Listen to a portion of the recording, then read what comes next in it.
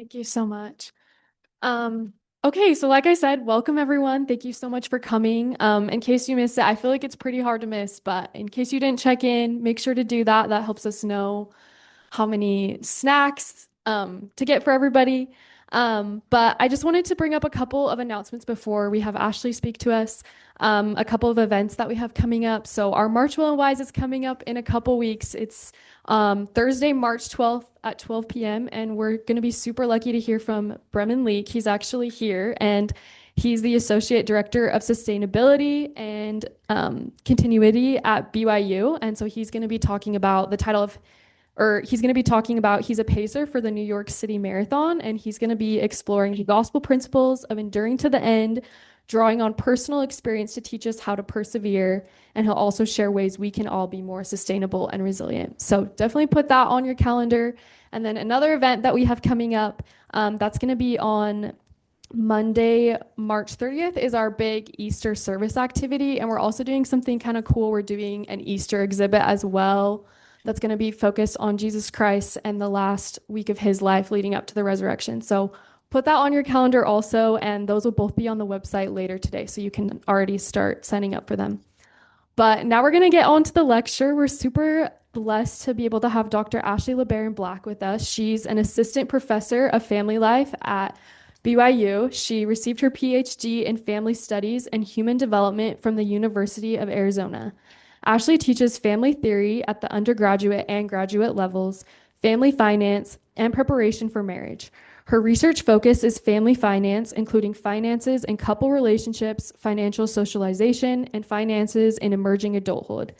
Ashley is an associate editor for the Journal of Family and Economic Issues and recently published an edited volume with Oxford University Press titled Flourishing and Floundering Financially in Emerging Adulthood, a Handbook. So let's give a hand and a warm welcome to Ashley.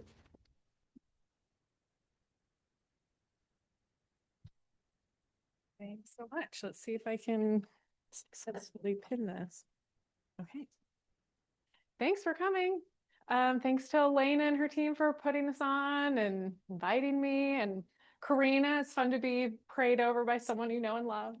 And yeah, thanks for, hopefully this is worth your time. Shout out to my money and marriage buddy, Tom came today. That's cute. Okay, I'll just get right into it and I'm going to try to pay attention to time and hopefully have time for questions at the end.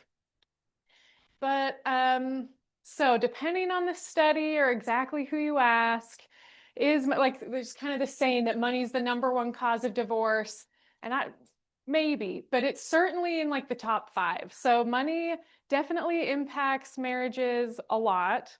And so today I'm hoping to go over some of the ways that it does, contribute to or cause problems and how it can actually be a way that actually brings couples together and makes marriage even better. So love this quote. Money is a reality, a needed currency for every person every day of an adult life, but it is also a metaphorical currency for power, control, acknowledgement, self-worth, competence, caring, security, commitment, and feeling loved and accepted. So this idea is kind of at the heart of why I am interested in studying money. Money's actually not that interesting to me. I think it's kind of boring. But the relational piece is super interesting to me and I care about it deeply.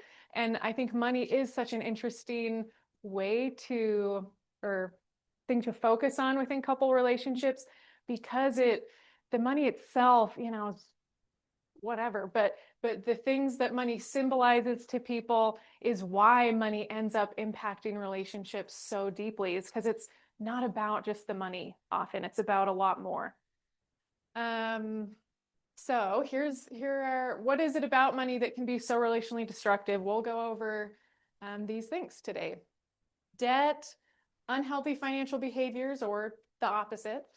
Financial stress, question mark, we'll talk about that. Dissimilar financial values, materialism, financial deception, financial conflict, negative perceptions of partner, and unequal partnership. There's lots of ways that money affects marriage. These are some of the main ones, but one of the takeaways from this list should be that it's, again, often not necessarily money itself or like how much money you make that that is making the difference in marriage. It is how couples are managing their money together in their relationship context.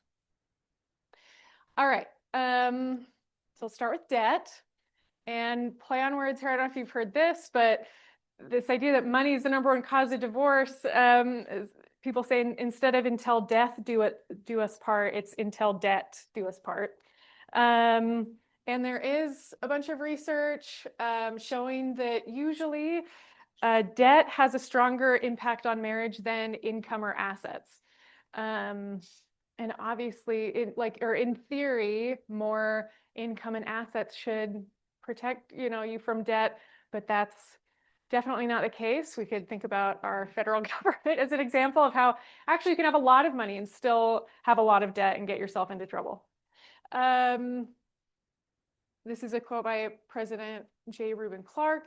Once in debt, interest is your companion every minute of the day and night. You cannot shun it or slip away from it. And whenever you get in its way or cross its course or fail to meet its demands, it crushes you. It's very dramatic, but lots of research showing how hard debt can be on an individual level. It impacts stress and health a lot. And so it makes sense it would also cause strain on relationships too. So the research finds that on average, the higher debt level a couple has, the less time they tend to spend together, the more arguments about money they tend to have lower marital satisfaction, increased chance of divorce, scary stuff. So I think the takeaways are to think very carefully before accumulating debt, especially consumer debt, and to prioritize adequate insurance and maintain an emergency fund, because those two things are probably, as I was thinking through it, the best ways you can protect yourself from debt and financial crisis. Okay, according to church leaders, what are the 3 potentially appropriate things to go into debt for? Does anyone know one of them? Yeah, what? Education. Yeah, I don't know. Yeah. House. Yeah. Does anyone know the last one? Car. Yeah. Good job. You guys already got it. But yeah, here are the 3, some little caveats to those. So education is one of them, which makes sense because education is investment in yourself and your future ability to earn income. Although these days, with student loan debt levels, we're very lucky at BYU to have very reasonable education costs.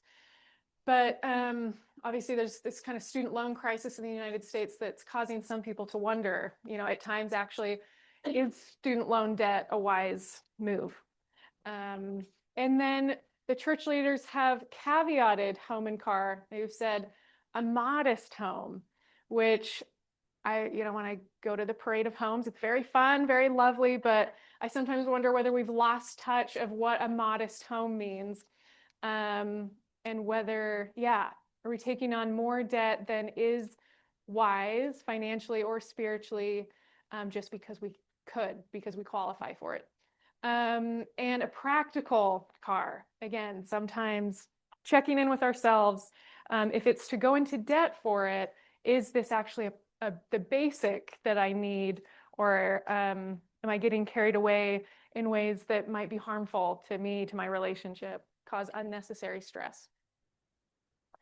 Okay, that's debt. Now let's talk about financial behavior, so if it's unhealthy financial behavior, that's a strain on marriages.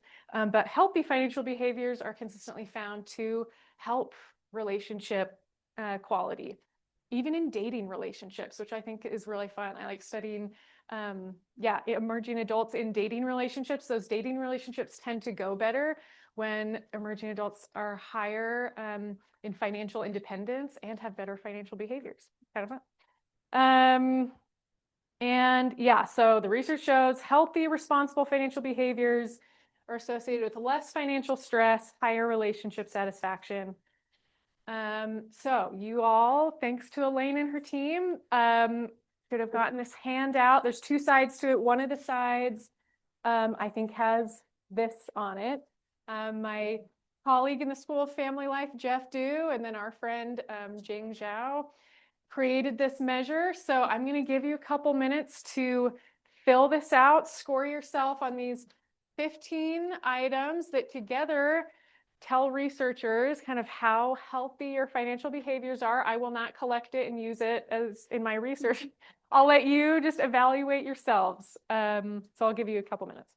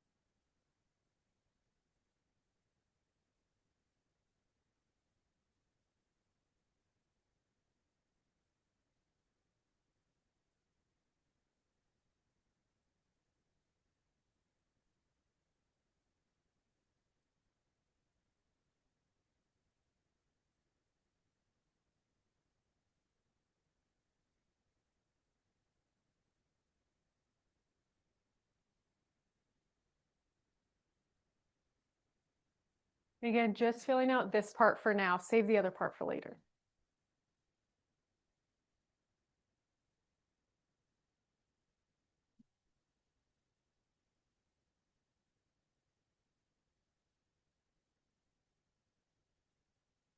All right, would you guys give me a thumbs up when you're done with these 15? Okay, seems like some people are. I'll give you like 30 more seconds.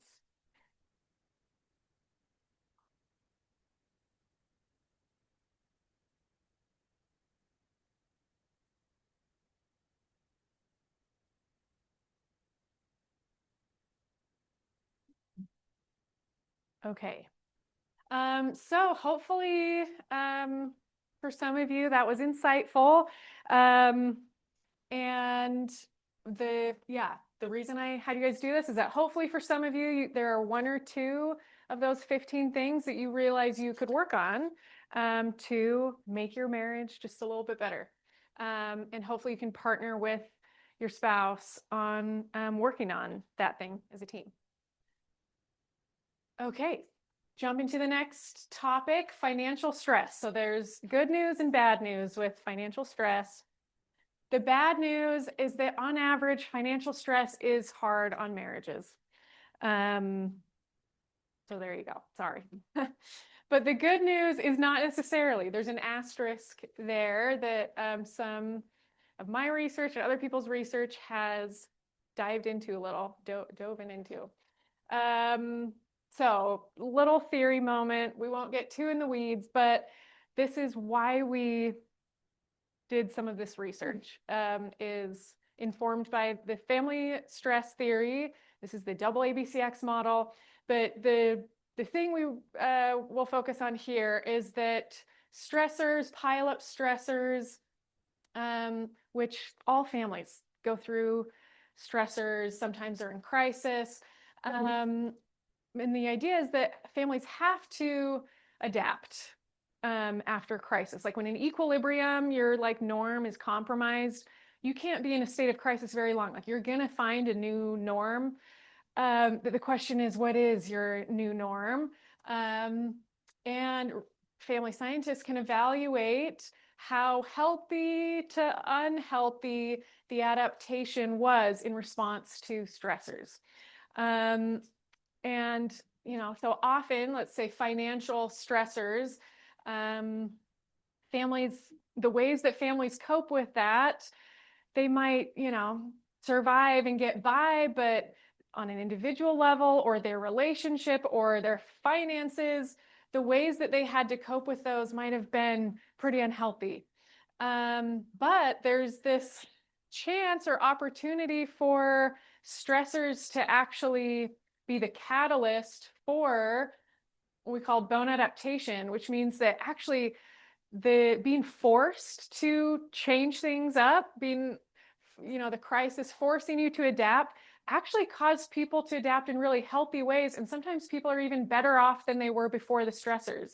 And that can be true in relationships, for example, that stressors that couples experience can, with the right resources and perceptions to meet those stressors, actually help them improve their relationship and be better off than they would be if they hadn't experienced stressors, which I could go on and on about how that relates to the plan of salvation. And that's why we're here on earth, is to experience stressors so that we can grow and become like our heavenly parents. But I'll save that.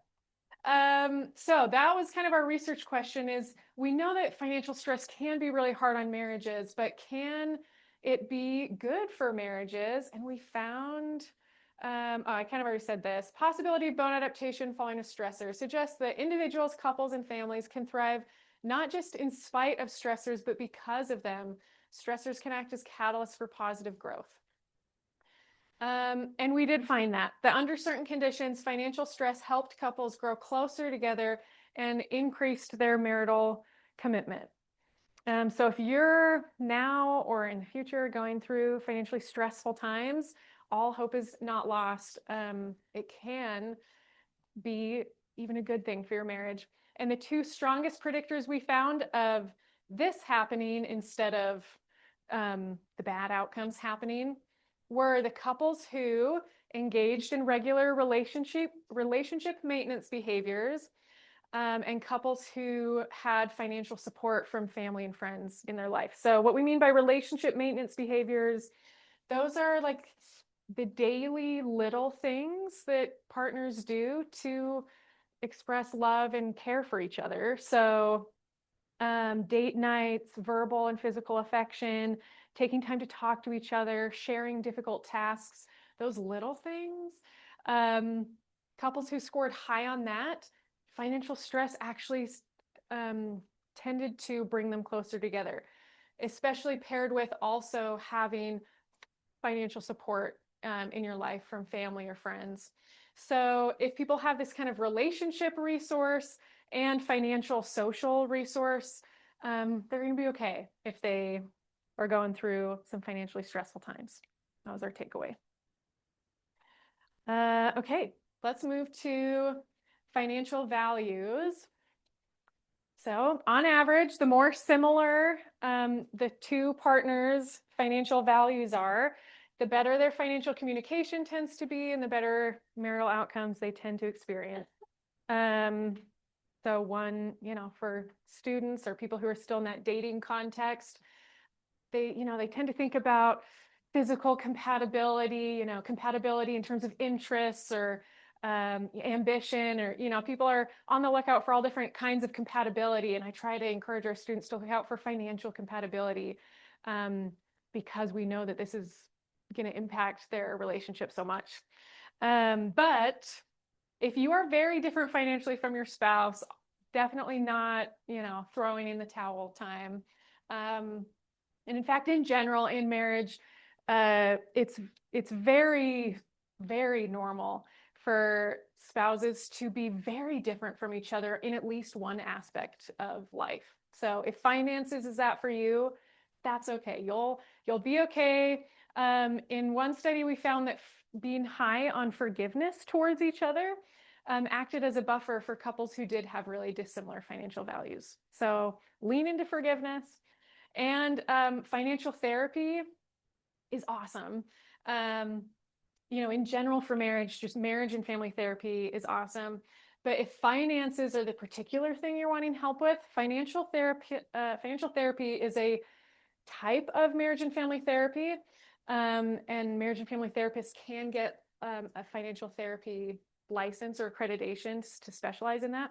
And they're trained kind of a mix of like mental health, marital health, and financial health. So there's a website of like find financial therapists or whatever. If you Google financial therapists, there's a bunch of options. And they are, again, specifically trained to help you work through how finances are affecting you emotionally and mentally, and how your mental and emotional state are impacting your finances, and how that's both of you together in your marriage, how that's coming together and being hard on your marriage. And anyway, just big advocate for getting help.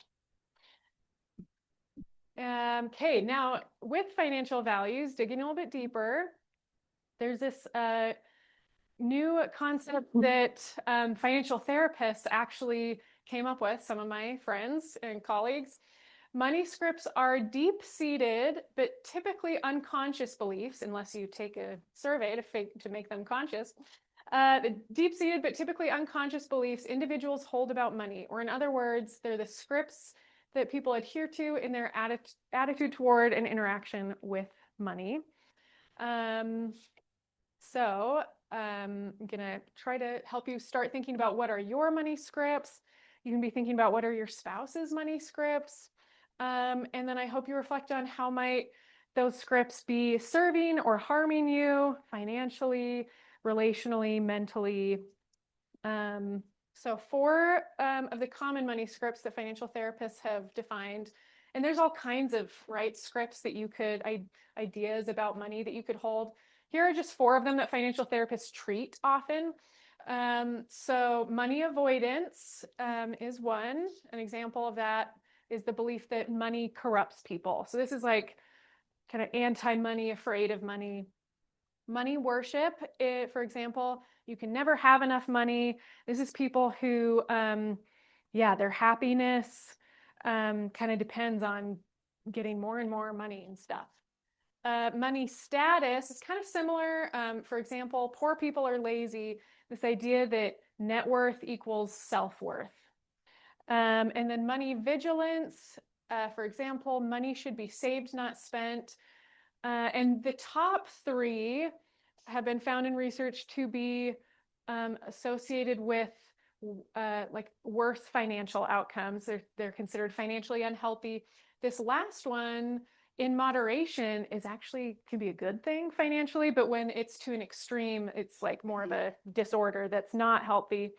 And in terms of marital outcomes, some colleagues and I studied the impact of these on marriages. And the second one, people who are high on money worship tend to have worse financial communication in their marriage and lower marital satisfaction. So money worship seems to be particularly rough in the marriage context.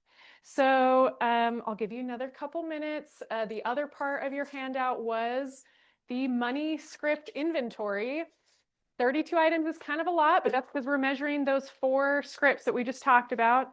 So I'll give you a few minutes to score yourself on that. And then on the back, I think, is the scoring procedure and the interpretation. So you can kind of evaluate for yourself how not a problem that is for you, or are you kind of a little bit high on some that maybe aren't so healthy?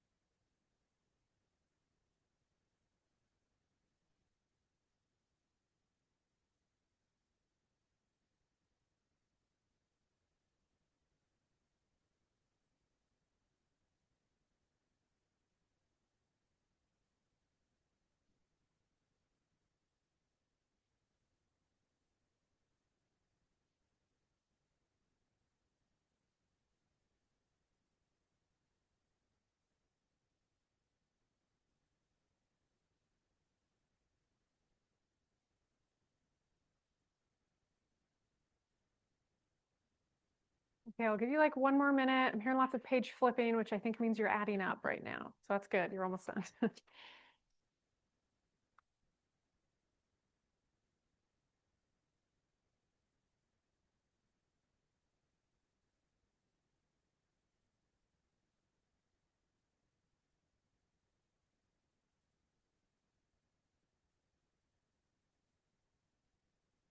Okay. Some of you might not quite be done, but will you actually give me a thumbs up if you are totally done? Okay, you need another minute, I think.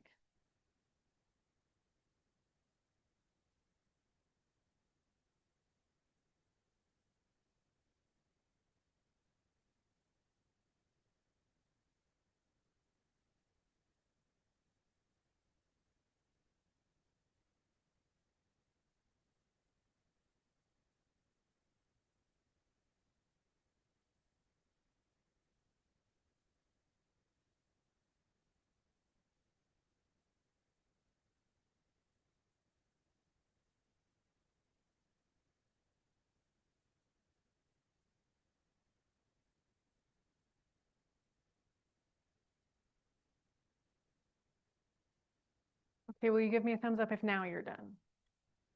Okay. I think I think we'll go on. So again, hopefully that was helpful.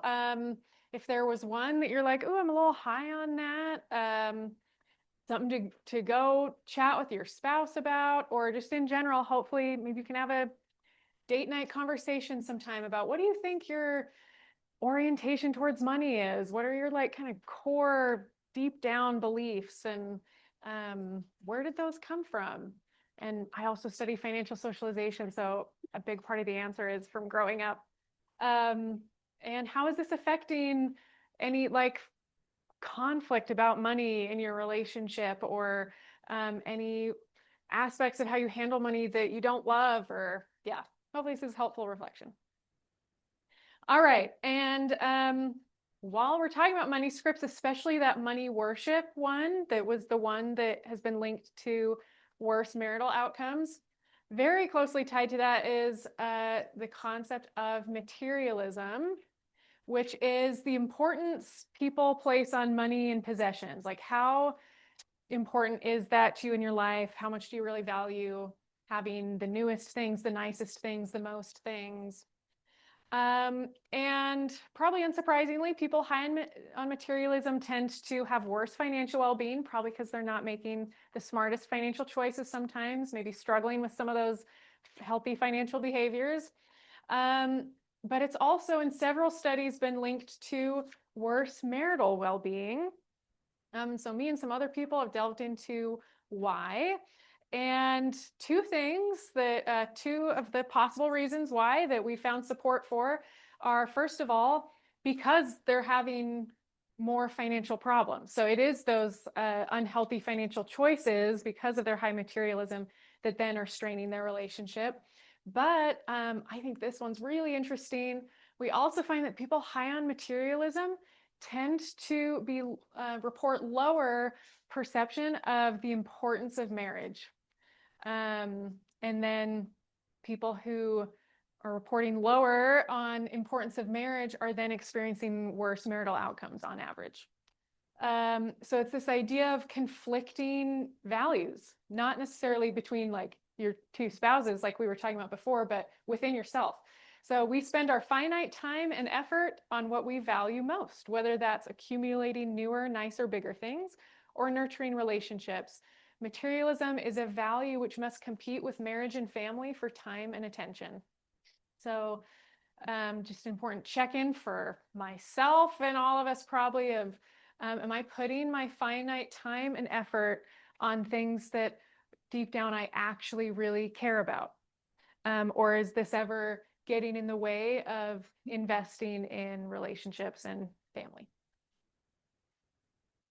Okay, we just have a few more of these themes left, principles. So financial deception is the next one. And we sometimes, like one of the ways that we measure financial deception in surveys is this question: How often would you say that you have been less than fully honest? I love that. We're not going to like tell people like, do you lie to your spouse? Because they'll be like, no, of course not. We say, are you sometimes less than fully honest with your partner about financial issues in the past year? Such behaviors could include hiding cash, purchases, bills, or financial statement from them, or not being fully truthful about your salary or debt. So there's a wide variety of what this can look like. On the extreme end, I heard from some fellow professor who taught family finance that he heard this from one of his students. This was one of his students, that after getting married, this poor young woman found out that her new husband had like over $100,000 of debt that he didn't tell her about until after they were married. That's a very extreme example of completely inappropriate financial deception. But even on little, like much, maybe doesn't seem like a big deal on a much smaller scale, like, oh, like, let me just throw away this fast food wrapper before I go inside. Or I'm going to wait to take in the shopping bags until after when they're not right there, right? Like little ways that it's like, yeah, it's just less than fully honest. And we found that even those small things matter. This is shockingly common. About half, depending on the study, it's ranged from 41 to 58% of US adults report financially deceiving their partner in a given. So this is happening to like not just some people, but like a lot, half of marriages. And most people, 75%, report that financial deception has impacted their relationship in some way at some point. So this is a very common issue that is harmful. We found that it's associated with lower marital satisfaction and quality, lower trust, increased instability or separation or divorce likelihood. So that's all oh no, we will say one more thing about that, which is that, again, the act of financially deceiving is probably harmful, but it also is sometimes probably indicative of deeper problems in the relationship. Like, why did you feel the need to hide something? And it could be a sign of a power imbalance or too little autonomy, lack of respect for your partner, or lack of teamwork around money matters, maybe avoiding financial communication that's highly conflictual. So if you have ever done this, even in small ways, I might think about like, why do I do that? And how can I address the roots of those issues, and try not to do this? All right. And then speaking of financial conflict, compared to other topics that couples fight about, there's lots of things that you could fight about. And when couples fight about money, these arguments tend to be more intense and last longer than other types of arguments. And again, if you remember that quote I read on the very first slide, maybe to some degree, it's because there are a few things in marriage that tend to be up there in the causes of divorce, and they're probably so impactful because they're actually like there's deeper things going on. But financial conflict can exacerbate broader unhealthy communication patterns, and couples who fight about money a lot tend to experience lower marital satisfaction and a higher chance of divorce. And let me pause and say this is not, I actually wish in the literature we called this financial contention, because I don't actually think disagreement is unhealthy. I think that I heard this once, that that contention means you need to work on how you're communicating, but disagreement just means you're in a relationship. So I think disagreement is very normal, but when it turns contentious, that's what we mean by financial conflict instead of financial communication. Talking about money, often financial communication is very good, actually, but it's when it is arguing, conflict, that it tends to be a sign of that you're struggling. And again, these fights tend to actually be about underlying issues related to power, security, control, respect. So you might think about, what is the last fight that you had with your spouse about money? And then what do you think it was actually about? Was it actually about that purchase or that financial decision, or was it about one of these deeper things? And can you talk about those deeper things with your spouse. So some tips for better financial communication that might help sometimes.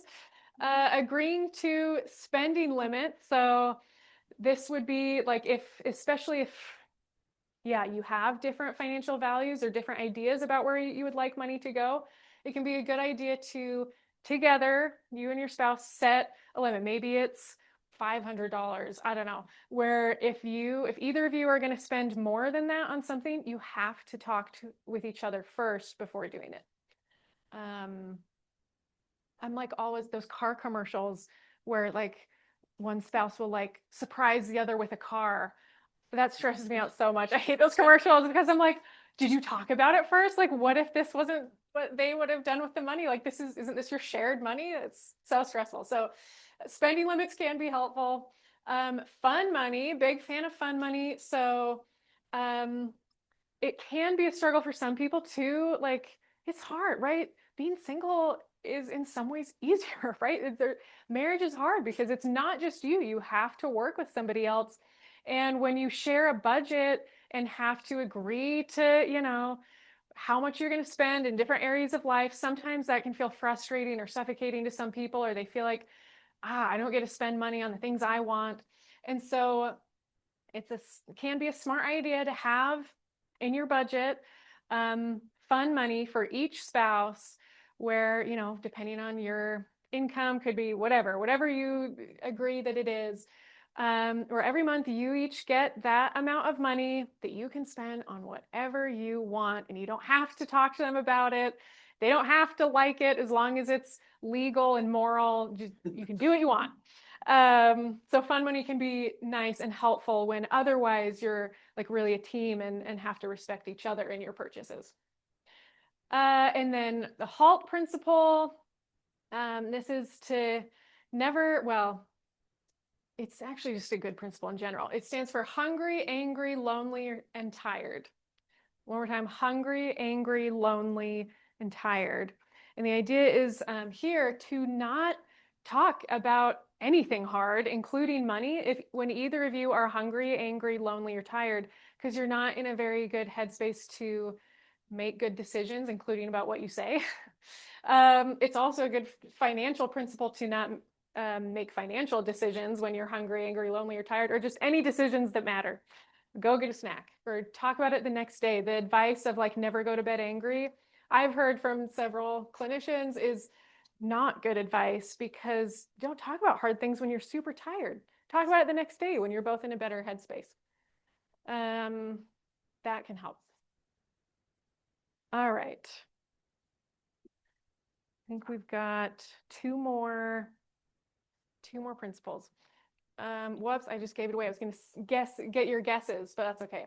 The number one predictor of financial conflict in studies, like what is the one thing that couples who fight about money a lot tend to have?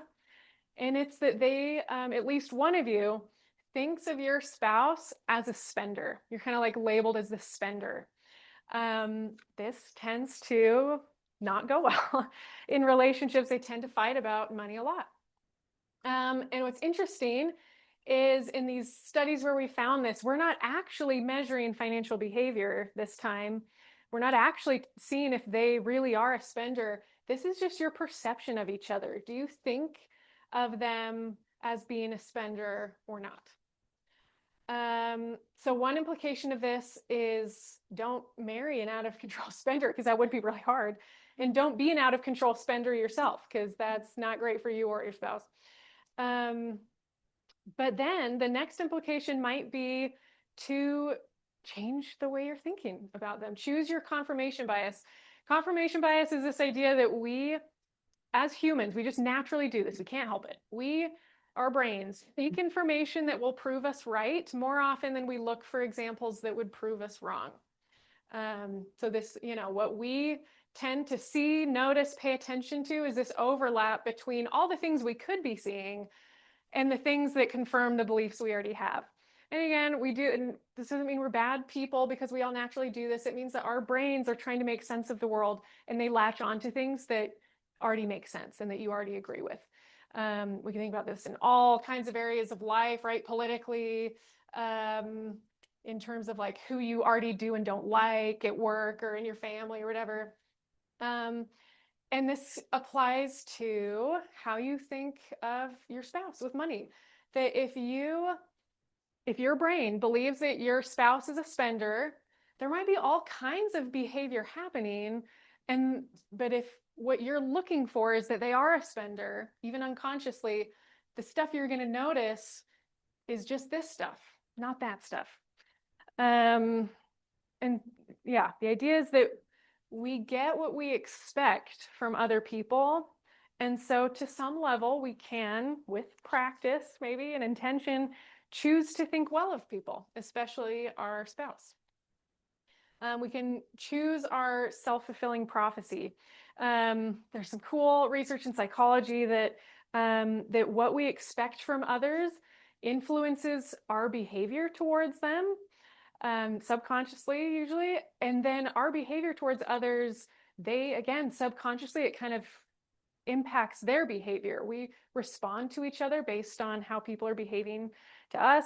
And so in this way, like confirmation bias often does create self-fulfilling prophecies, producing the very things we expect to find. So if you think of your spouse as an irresponsible, selfish spender, they will probably rise to the occasion and act like one. And most people probably have a little bit of that in them. And so you're probably noticing that part of them. But if you look for and focus on the good, you'll probably find it. I'm sure there's some of that in there, and it's more likely to grow if that's what you're putting your attention towards, and that's then shaping how you treat them and how they respond in return. Big caveat to this, huge, is that this to me does not mean that we should ignore problems and pretend like everything's perfect all the time in any way. I think it's super important to talk about things, work on things. But I think it's important to do it as a team in marriage where you're cheering each other on instead of seeing each other as the problem. And if your spouse is not willing to talk and work through concerns together of any kind, but including about finances with respect and transparency, that's probably a sign of deeper relationship problems that might need help from a licensed professional. But if your spouse is a respectful, person who's willing to work with you on some things, it'll go a lot better if you're looking for the best in each other and seeing the problems as the problem and not each other as the problem. All right, last and most important principle. When people ask me, like, what's the one thing I should know about marriage and money? This is the one I say, so I saved my favorite for last. It's equal partnership, which is really fun to be at BYU and to have the Family Proclamation as the charter for the School of Family Life. Equal partnership is, again and again, supported by the research in marriage and money. So this looks like pooling money into joint bank accounts, and co-signing on a lot of things. And I put asterisks by these because, of course, there are some cases where that's not going to be the best decision for people, like remarriages with step families. Things are often, sometimes messy, or there might be good financial reasons to occasionally not co-sign on something. But it's just a general principle.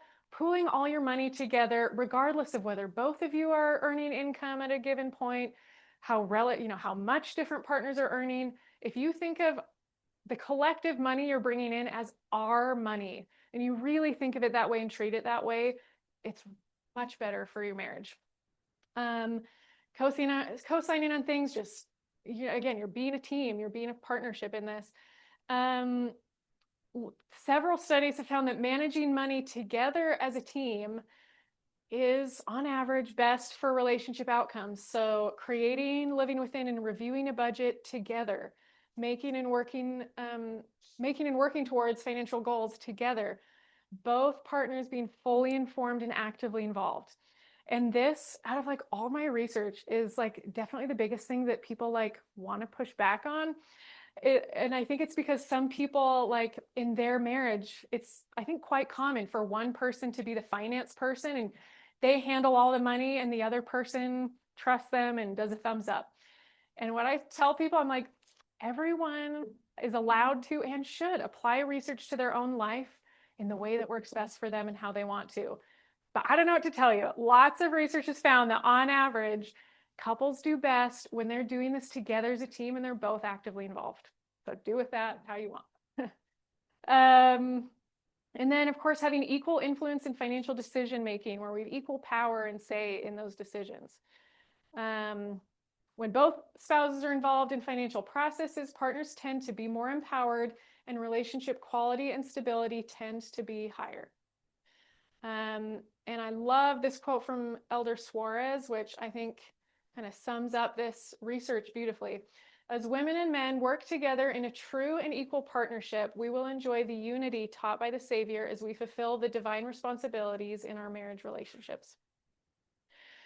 Okay, so hopefully today there's at least one thing that you can go home and work to implement in your marriage.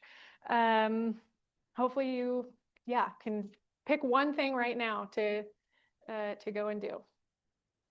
And that's it. Do we have time for questions, Elena? Yeah. Hey, awesome. Thanks. If there are questions, happy to do my best with them. Yeah, please. You mentioned your research. Is that mostly among Latter-day Saints, non-Latter-day Saints, a mix? Do you see a big difference between the two? Yeah, good question. Almost none of my research is on like Latter-day Saint samples. It's usually like national samples of US married couples or so I haven't done LDS specific research on family finance. So I don't know if there are any differences.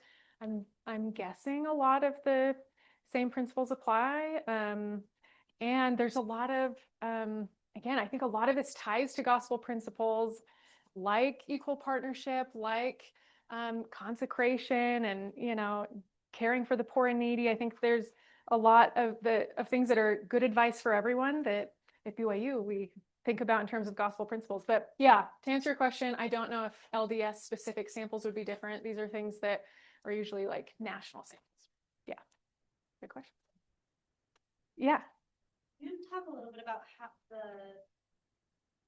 money script, how the money scripts intersect with actual financial status, that like if you can't afford food, if your life genuinely would get better if you had more money for food. Like, totally. Yeah.